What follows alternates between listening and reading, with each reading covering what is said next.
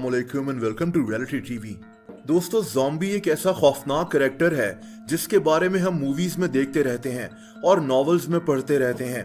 एक ऐसा कैरेक्टर जो कब्र से निकलने वाली एक लाश होता है, एक ऐसी लाश जिसके जिस्म से खून निकल रहा होता है। ये कैरेक्टर लोगों पर हमला करता है और इंसानों को खाने की कोशिश करता है।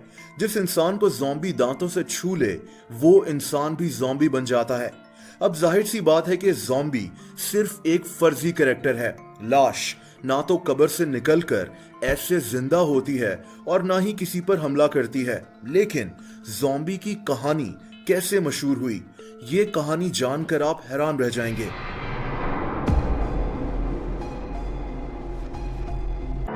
ज़ॉम्बीज की कहानी हेटी से शुरू होती है। हेटी कैरेबियन आइलैंड्स में मौजूद एक मुल्क है।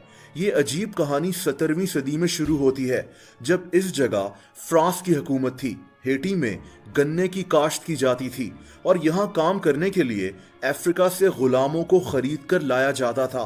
ये गुलाम हेटी में बहुत तकलीफ दे जिंदगी गुजारते थे। कई गुलाम तो कुछ अरसे में ही मर जाते थे और फिर इनकी जगह नए लोगों को गुलाम बनाकर यहाँ लाया जाता था। 1804 में फ्रांस का कब्जा यहाँ से खत्म हो गया और अफ्रीका से आए हुए गुलाम हेटी में ही बसना शुरू हो गए। दोस्तों, ये गुलाम अपने साथ वुडू नामी मजहब भी हेटी में ले आए। वुडू एक ऐसा मजहब है जिसे अफ्रीका में बहुत से लोग फॉलो करते हैं। वुडू अफ्रीका में काले जादू को भी कहा जाता है। अफ्रीका के कई मुल्कों में आपको वुडू के काले जादू की कई मार्केट्स भी मिल जाएंगी जहां काला जादू करने वाले लोग मौजूद होते हैं।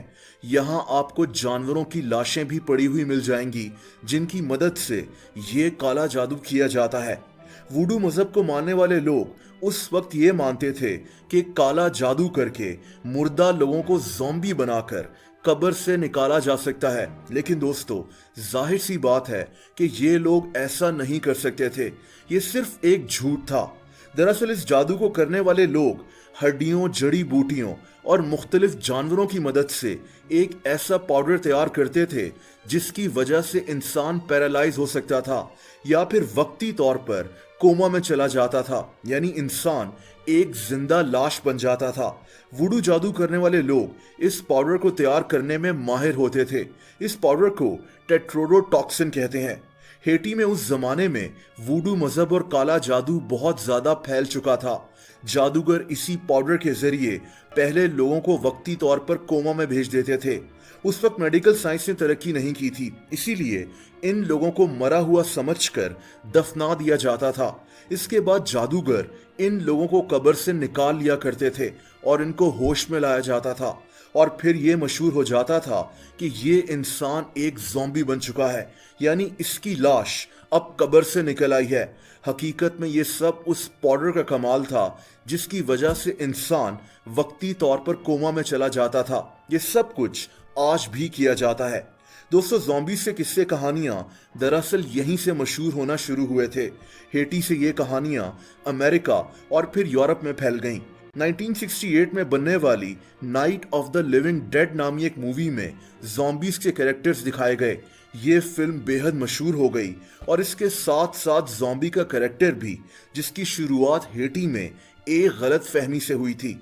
वैसे ये भी माना जाता है कि कदीम यूनान के लोग भी यही मानते थे कि लोगों की लाशें कब्र से निकल आती हैं। कई यूनानी लोग अपने प्यारों को दफनाने के बाद इनकी लाश के ऊपर कोई भारी पत्थर रख दिया करते थे ताकि इनकी लाश कब्र से बाहर ना निकले।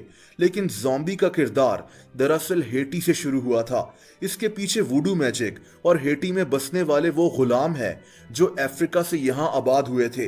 हकीकत में जाहिर सी बात है कि ज़ॉम्बीज मौजूद नहीं होते, लेकिन इनकी ये कहानी काफी दिलचस्प है। दोस्तों, आप लोग मुझसे